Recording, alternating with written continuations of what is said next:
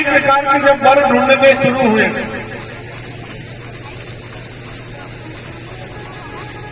तो ये मां जगदम्बा है और राजा दक्ष जी महाराज के देवताओं के अध्यक्ष उनके यहाँ इसका जन्म हुआ है।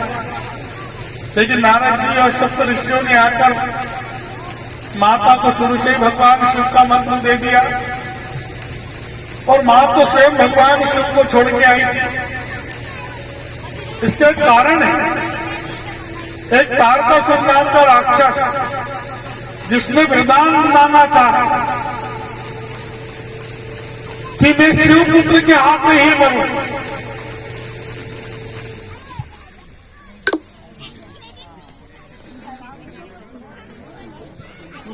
चालू कर दे और पानी बदल के लीजिए फटाफट, बाल्टी भर के बैठ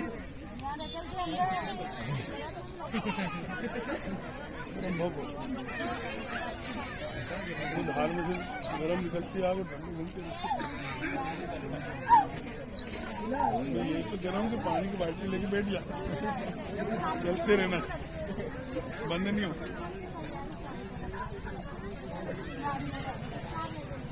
बच्चा हैंडल लेवा गया हैंडल लिखा कूलर पंखे बंद कर, तो बंद कर, बीच वाली मशीन बंद।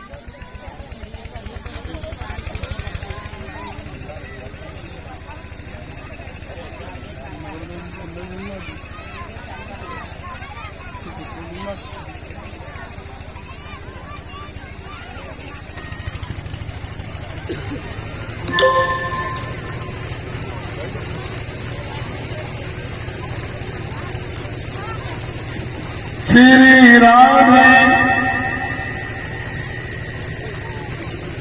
ऐसी मां जगदम्बा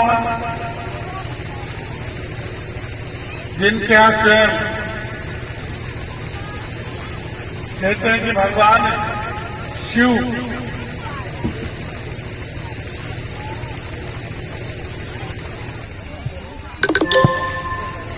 बोलो गोपाल कृष्ण भगवान की, वृंदावन बिहारी लाल की। मां जगदम्बा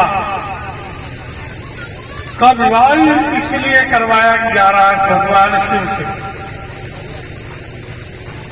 कि शिव क्या जो पुत्र हो वो तारकासुर को मारे।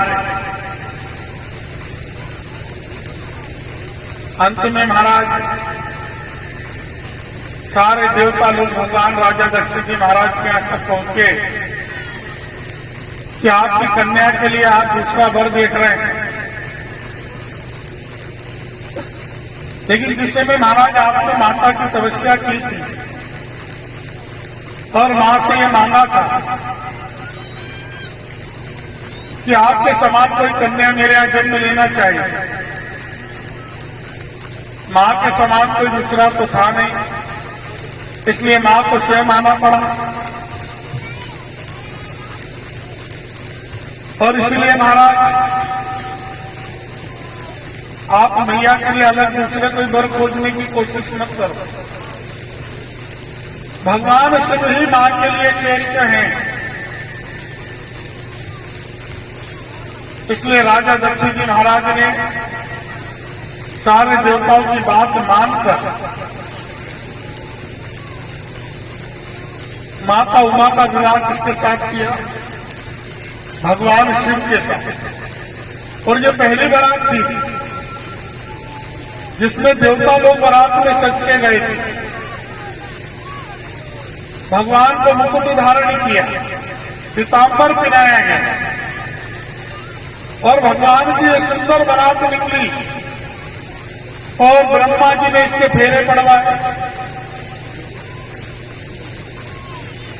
राजा दक्ष जी महाराज के आके माता सती की विदाई हुई और मैया जाकर बेटी कहां पर परम धाम कैलाश पर भगवान शिव के साथ। लेकिन एक समय बहुत सुंदर समय आया, एक बार त्रेता युग माही,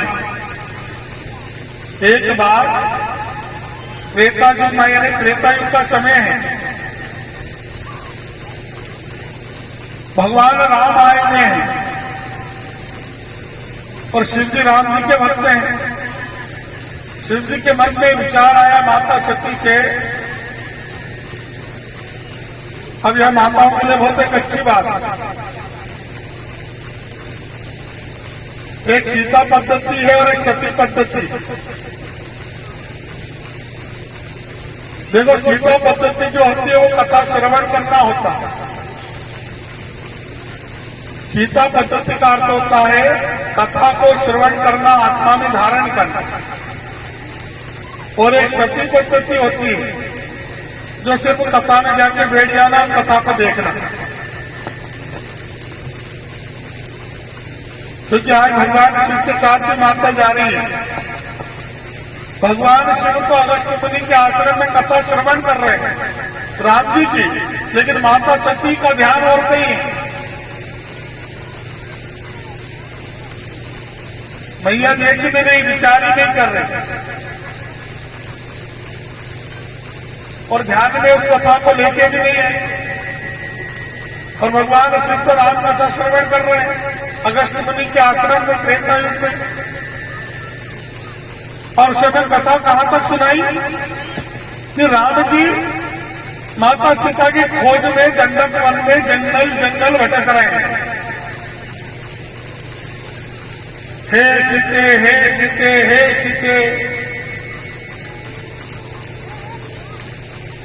इसके पूछ, उसके पूछ, जल के, नभ के, चर के, सबसे राम जी पूछ रहे हैं कि किसी ने मेरी सीता को देखा क्या। इधर तो सीता के राम जी खोज कर रहे हैं और उधर अगस्त मुनि के आश्रम में भगवान शिव माता सती के साथ में कथा श्रवण कर रहे हैं। इसलिए महाराज कथा पूरी हो गई, लेकिन माता सती का ध्यान कथा में नहीं था। और उसी दंडक वन से शिव और माता सती, माता उमा दोनों साथ में, भगवान और भवानी दोनों साथ में चल रहे हैं। और भगवान शिव को कथा श्रवण करके इतना आनंद आया कि मन में विचार कर रहे हैं कि आज कहीं उस राम का मुझे, सच्चिदानंद भगवान का मुझे दर्शन हो जाए और उस राम का दर्शन करने से मुझे सौभाग्य मिल गया, मेरा फल पूरा हो जाए। और इधर विचार किया और उधर से उसी दंडक वन में राम जी और लक्ष्मण जी सीते सीते सीते पुकारते हुए आ रहे हैं। भगवान ने उनको देख लिया लेकिन उनको रोका नहीं, लेकिन भोलेनाथ ने राम जी को पहचान लिया और वहीं मस्तक नीचे करके कह दिया, हे सच्चिदानंद स्वरूप, हे प्रभु राम, आपको मेरा कोटि कोटि वंदन प्रणाम। अब माता कह रही है किससे प्रणाम कर रहे हो? ये वनवासियों को।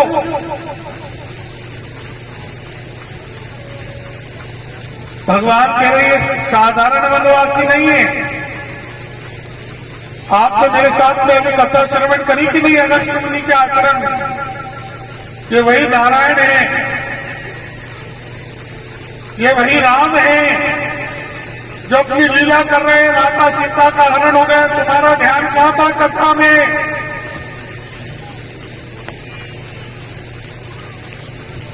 भगवान पूछ रहे हैं तुम्हारा ध्यान कहां था कथा में? क्या तुमने नहीं सुनी कथा? मेरे साथ में गई थी।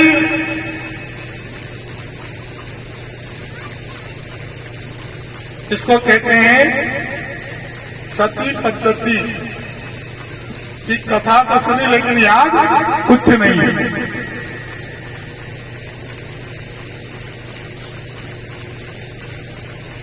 तो महाराज अब भवानी क्या कहे, धीरे से कहने लगी, बोले ये राम जी कैसे हो सकते? इतने बड़े प्रभु त्रिलोकीनाथ है, नारायण है, संसार के मालिक है, उनको ये जंगल में दंगल भटकने का जरूरत? रावण को मारना ऐसी जाके मार दे। अब एक एक खंबे के पास सब जने बैठ नहीं जाए। बोलो गोपाल कृष्ण भगवान। तो महाराज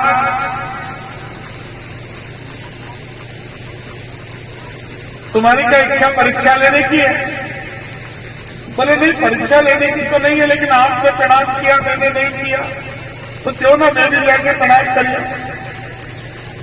जबकि प्रणाम करने की इच्छा नहीं है, मन में माता के चल रहा है कि जाके परीक्षा लेती है कौन। भगवान ने कहा ठीक है, अच्छा करिए हो जाके प्रणाम। नारी का स्वभाव है शक करना, शंका करना।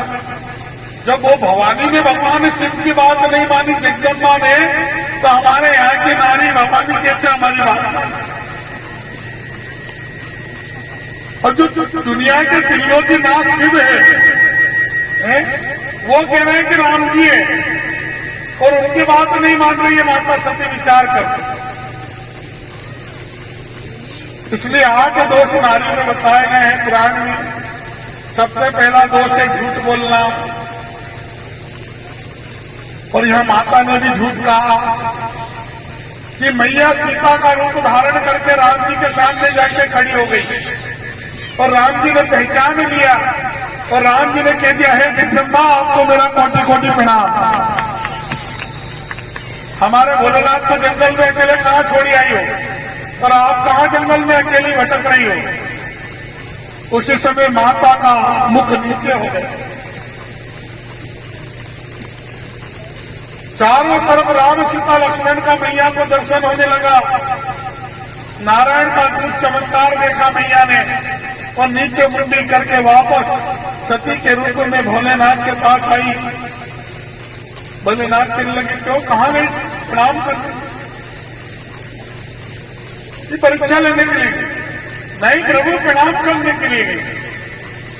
भगवान ने आंख बंद करके देखा तो मैया तो सीता का रूप धारण करके गई कि देखो उमा मेरे से झूठ कह रही थी।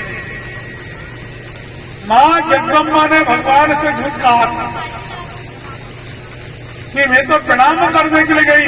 इसी समय राम जी की भक्ति के लिए भगवान शिव ने मन ही मन में त्याग किया कि आज से मैं उमा का त्याग करता हूं। उसी क्षण मां जगदम्बा को भगवान ने छोड़ दिया, और एक आकाशवाणी हुई कि धन्य है आपकी भक्ति भगवान शिव। और भगवान 87,000 वर्ष में जाकर तपस्या में बैठ गए। 87,000 वर्ष तक आंख नहीं खोली भगवान शिव ने।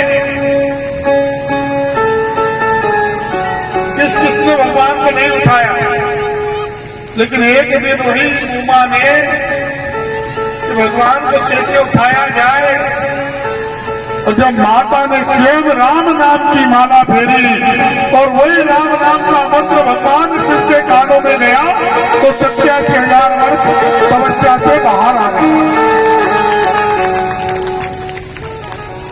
87,000 वर्ष तपस्या के बाद जब मां को भी एहसास हुआ, लेकिन अचानक एक दिन सब देवी देवता अपने वाहनों पर बैठ के जा रहे हैं। मैया कह रही प्रभु ये सब कहां जा रहे हैं? बोले आपके पिता ने एक यज्ञ का आयोजन किया, ये सब उसी यज्ञ में शामिल होने के लिए जा रहे हैं। बोले प्रभु फिर तो हमको भी चलना चाहिए। भगवान ने कहा कि तुम्हारे पिता मुझसे बैर रखते हैं, एक जवाब में मैंने उनको प्रणाम नहीं किया, इसलिए उन्होंने मुझे आमंत्रित नहीं किया। बोले प्रभु भूल गए, हमने गलती हो गई होगी। भगवान ने कहा नहीं, दिन बुलाया तो हम भक्ति के घर में जाते हैं, तो ससुर का घर यहाँ कैसे चले जाए? और वैसे भी महाराज एक बात ध्यान से सुनो, 9 ग्रह जो होते हैं ना, उनको तो हम ब्राह्मण लोग आपके लिए शांति कर देते हैं, लेकिन 10वां ग्रह जो होता है वो जमाई होता है। और ये ग्रह यदि एक बार बिगड़ जाए तो शांत नहीं होता है। इसलिए कन्या को यदि सुखी रखना है तो पहले जमाई को खुशी रखो, क्योंकि ये 10वां ग्रह है जमाई, इसको तो बिगड़ने ही मत दो। जितना पुचकार के रखने वाले उसको उतना पुचकार, और जहां जमाई को पुचकारोगे तो आपकी कन्या वैसे ही सुखी रहेगी। इसलिए कन्या है तो कन्या नहीं, पहले जमाई राजा की खातिरदारी करा करो। इससे महाराज आपकी कन्या भी सुखी रहेगी, क्योंकि 9वां ग्रह तो हम लोग ब्राह्मण लोग आपके लिए कर देते हैं, सूर्य चंद्रमा मंगल, लेकिन ये 10वां ग्रह तो ब्राह्मण से भी नहीं समझता है। जो भगवान शिव भी जमाई है, नाराज कर दिया कि हम तो नहीं जाएंगे, बिगड़ गए भगवान। मैया ने कहा प्रभु मैं चले जाऊं। भगवान कह रहे जिस कन्या का विवाह हो जाए उसको अपने पिता के घर भी बिन बुलाए नहीं जाना चाहिए। जिस कन्या का विवाह हो जाए उसको अपने घर भी, पिता के घर भी बिन बुलाए नहीं जाना चाहिए, नहीं तो कभी वहां भी अपमान हो गया तो। और इसलिए महाराज पर मैया जिद करने लगी, भगवान ने कहा ठीक है जाओ। और क्या बोले, ये नारी का दूसरा स्वभाव कि पति की बात आज तक कभी मानी नहीं।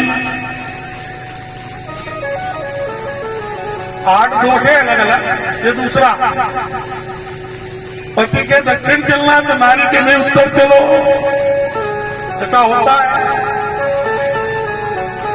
मैं भी कह रहा देवियों, ये भागवत में लिखा है, मुझे मत पकड़ना बात में। हाँ ये भागवत में लिखे ले, मैं तो गलती से भी नहीं बोलूं। हमारा घर भी एक देवी बैठे ले,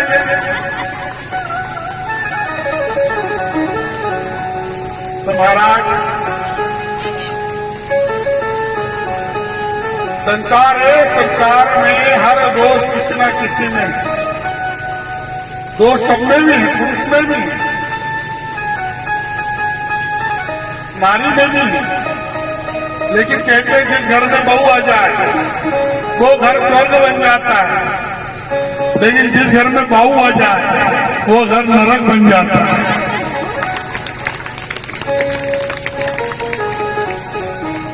बहू और बहू अंतर है ना। बहू स्वर्ग बनाती है घर को, और बहू, ये फर्क है। यही फर्क आदमियों में भी, कि पति मिल जाए अच्छा तो वो नारायण है, नहीं तो अजामल भी है। पति अच्छा मिल जाए तो वो नारायण, और नहीं तो वो अजामल। महाराज भगवान की दूसरी बार अवज्ञा की, मैया चली यज्ञ में, गणों को साथ में लेकर अपने पिता के वहां जैसे गई तो पिता ने कहा ये देखो ये भूतनाथ की बागंबरी आई है, जैसे भूतनाथ का रंग रूप वैसा ये धारण करके आई है। अरे तेरी बहनों को देख, 4 महीने आई, कितना सुंदर सुंदर श्रृंगार करके आई है। मैया कहने लगी पिताश्री पहले तो ये बताओ कि आपने भोलेनाथ को क्यों निमंत्रण नहीं दिया? दुनिया के दिलों की नाथ है वो। आज आपने मेरे पति परमेश्वर का अपमान किया है। दूसरा अपमान आप यहां कर रहे हो, इस यज्ञ में मेरे पति परमेश्वर की आहुति नहीं जा रही है। और तीसरा अपमान, यहां पर कितने ब्राह्मण बैठे, वेदों को जानने वाले। अरे आप तो कुछ कहो। अभी भी मेरे पति को, परमेश्वर को अभी भी निमंत्रण दे दो, आदर सत्कार के साथ उनको इस यज्ञ में बुलाओ, नहीं तो पिताश्री जी आपका यज्ञ कभी पूरा नहीं होने वाला। क्योंकि जिस यज्ञ में रुद्र ना बैठे, और रुद्र तो भगवान शिव है, और बिना रुद्र के कोई यज्ञ, कोई तप, कोई जग कभी हो ही नहीं सकता। जब तक रुद्र कलश की स्थापना नहीं होती हवन में, तब तक वो हवन नहीं होता। 3 मेखला बनाई जाती है, ब्रह्मा विष्णु महेश। वो 3 मेखला यानी 3 ब्रह्मा विष्णु महेश जब तक नहीं बैठेंगे, उन्हें आह्वान नहीं करेंगे, तब तक कोई यज्ञ नहीं हो सकता। आप देखिए कैसा यज्ञ कर रहे हैं दिखावेगा।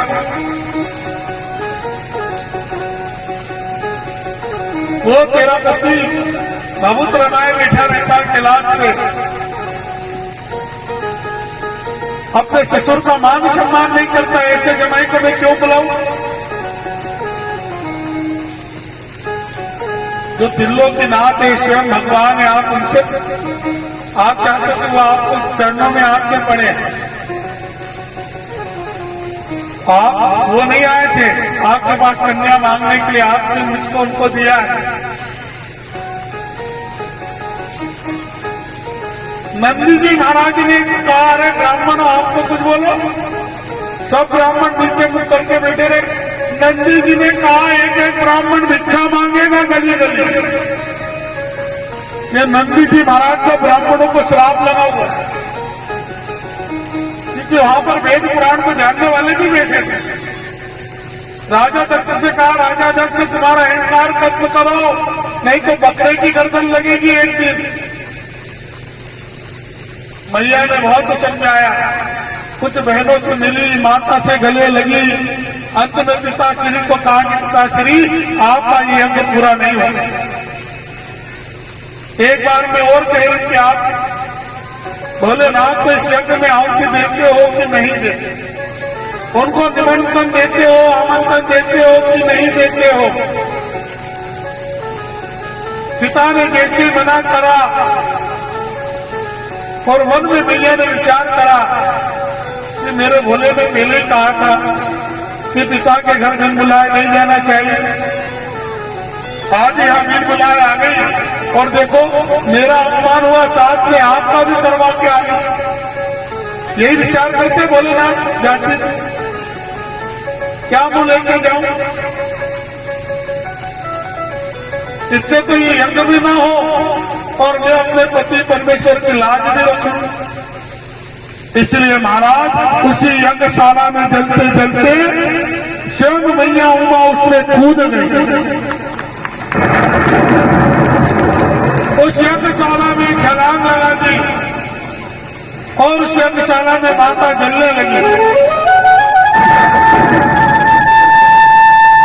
भगवान का वीरभद्र अवतार प्रकट हुआ, राजा दक्ष की गर्दन काट दी,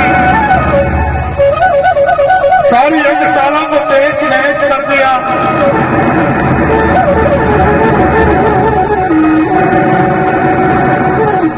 महाराज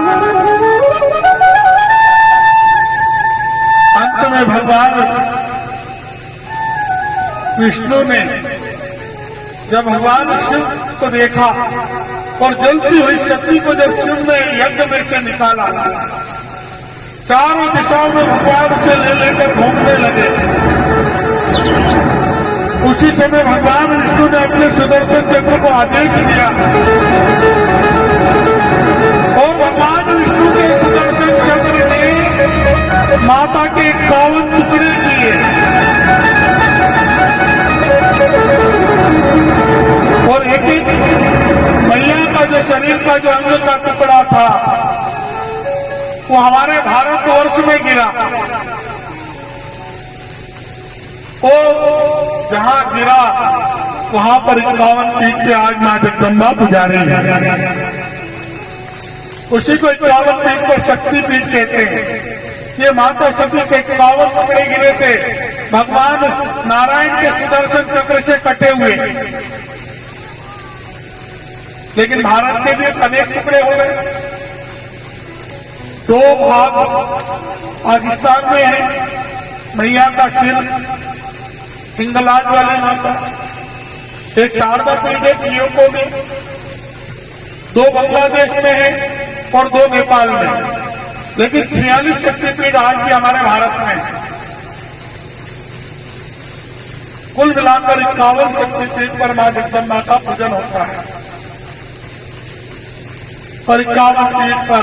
लेकिन जब शरीर कट रहा था उसी समय मैया ने हरि से वरदान मांगा कि हर जन्म में मैं भगवान शिव की अर्धांगिनी बनूं। इधर यज्ञशाला नष्ट हो गई, भगवान शिव क्रोध में किलाट पर विराजमान है। सारे देवी देवता भगवान की स्तुति करने के लिए गए कि प्रभु ये यज्ञ को दोबारा होना चाहिए, लेकिन उमा छोड़ के चले गई है, सती हो गई है। यहां से नाम उनका पड़ गया सती, कि अपने पति का अपमान सहन नहीं कर सकी और अपने ही पिता की यज्ञ में कूद कर अपनी आहुति दे दी। जो पति पे उस पर बलिदान दे दे वही सत्य के लाते। अपमान सहन नहीं हुआ भैया।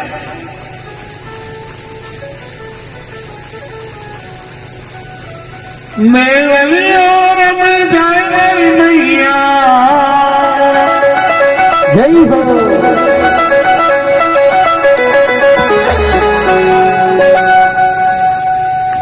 मैं बनी और मैं जाए मेरी मैया आंगनी और मैं जाए। श्री राधे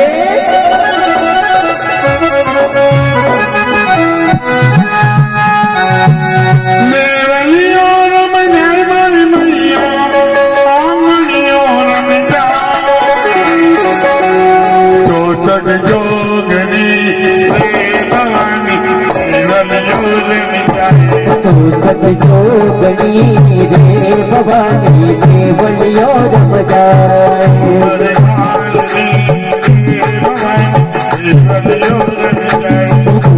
कालनी रे भवानी केवलियो रम जाए।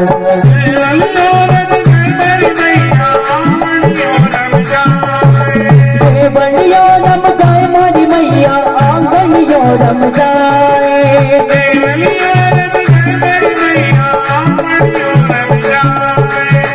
बलियो रम जाए मारी मैया आंगनियो रम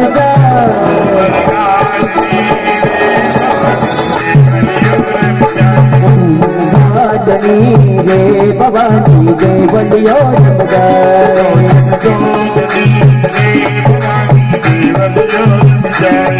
सत जोगनी रे भवानी जय बलियो रम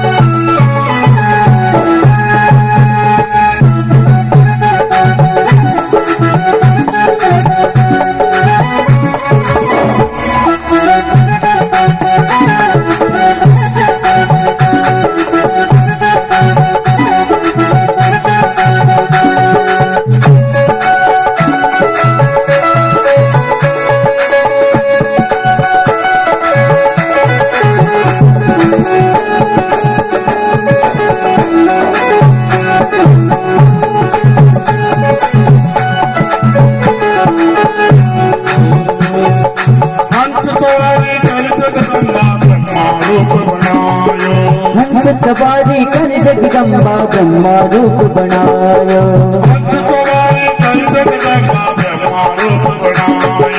हंस सवारी कर जगदम्बा ब्रह्मा रूप बनायो।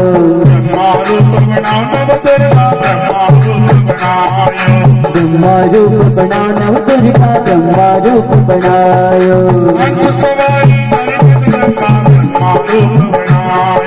हंस सवारी कर जगदम्बा ब्रह्मा रूप बनायो।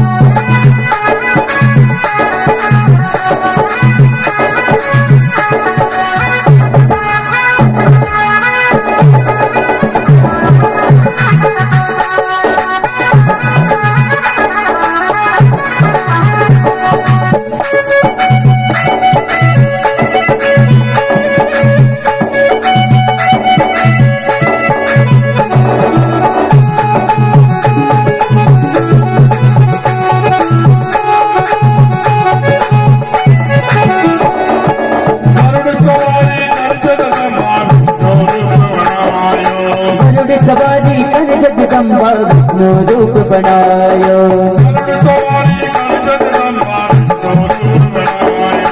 गरुड़ सवारी कर जगदम्बा विष्णु रूप बनायो।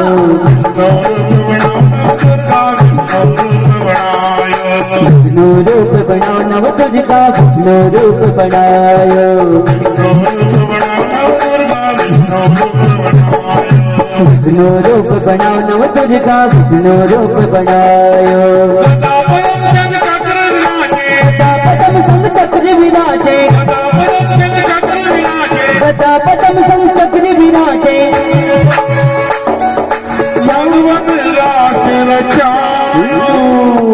जय हो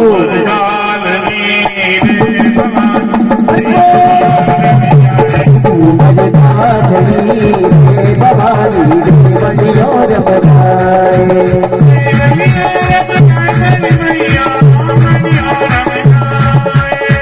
बलियो रम जाए बड़ी मैया आंगनियो रम जाए।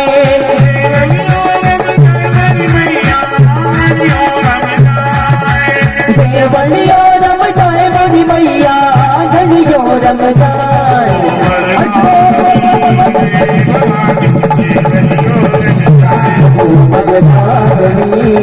भवानी बलियो रम जाए।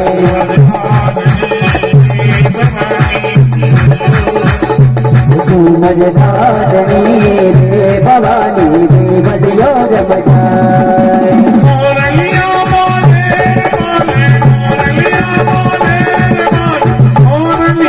बोले मोरलिया बोले मोरलिया बोले मोरलिया बोले बोले मोरलिया बोले।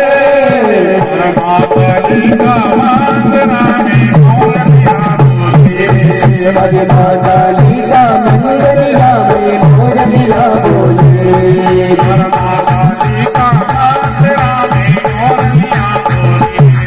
मोरलिया बोले बोले मोरलिया बोले बोले मोरलिया बोले।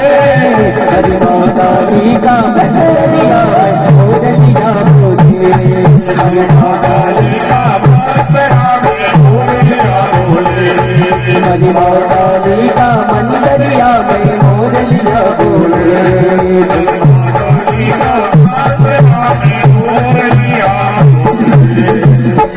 घूमज थालनी रे भवानी देवलियो जमदार घूमज थालनी रे भवानी देवलियो जमदार। बोली जगदम्बा मैया की। उधर सारे देवताओं ने भगवान शिव की तपस्या की, उन्हें मनाया। भगवान ने अपना त्रिशूल दक्षिण दिशा में भेजा। पहला मुख मिला बकरे का और राजा दक्ष जी को लगाया गया। सारे गणों ने इस यज्ञशाला को शुरू किया। सबसे पहले आहुति भगवान शिव की दी गई, लेकिन राजा हिमालय जी महाराज के यहाँ एक सुंदर सी कन्या का जन्म हुआ और उस कन्या का नाम रखा गया पार्वती। माता उमा का दूसरा जन्म हुआ पार्वती के रूप में। जबकि उमा का जन्म हुआ, हिमालय का ईश्वर बन गया। संत महात्मा उनके द्वार पर तपस्या करने लगे और उसे हिमालय पर कैलाश में विराजमान। इसलिए मैया ने भी जन्म कहा लिया, राजा हिमालय के। जब कन्या का संस्कार धूमधाम से बनाया गया, उनके जन्म के बाद कुछ दिन के बाद एक दिन नारद जी आ गए और नारद जी ने कन्या के कान में एक मंत्र दिए। और वो मंत्र कौन सा था? ओम नमः शिवाय। ये सबसे सुंदर मंत्राक्षर मंत्र है। मन चाहा वर प्राप्त करने के लिए बोल के समान छोटे छोटे शिवलिंग बनाकर इस मंत्र का उच्चारण करके रोज दूध चावल चंदन अक्षत से पूजन करके पीपल में या फिर जहां बिलपत्ती का पेड़ हो उसमें विसर्जन करना चाहिए। भगवान शिव बोर का समान शिवलिंग, यही तो माता पार्वती ने किया भगवान शिव को प्राप्त करने।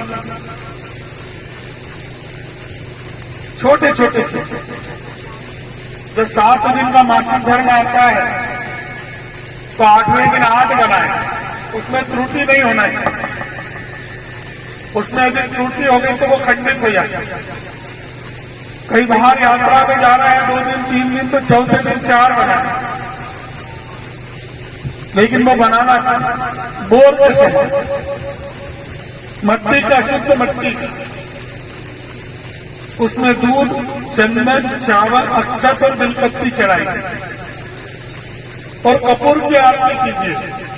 कर्पूर गौरम कर्णावतारम संसार सारम भुजेन्द्रहारम सदा वसंतम त्रियारिविंदे भवम भवानी शैतम नमामि।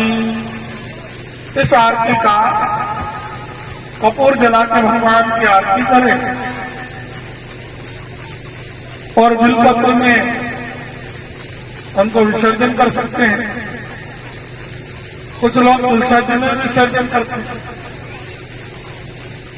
लोग कहते हैं कि तुलसा जी में भगवान शिव को विसर्जन नहीं करना,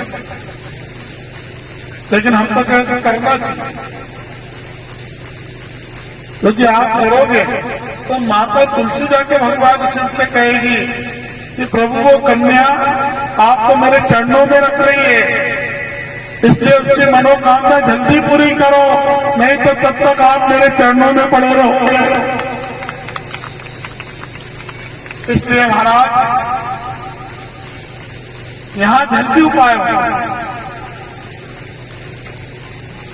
लोग कहते हैं ना कि तुलसी भगवान शिव को नहीं चढ़ती, लेकिन वर्ष में एक दिन ऐसा आ जाता है कि जिस दिन यदि तुलसी आपने भगवान शिव को चढ़ा दी तो साल भर बिलपत्ती चढ़ाने का फल तो एक दिन तुलसी चढ़ाने में मिल जाता है। कार्तिक पूर्णिमा की एक रात्रि पहले कार्तिक 14 आती है।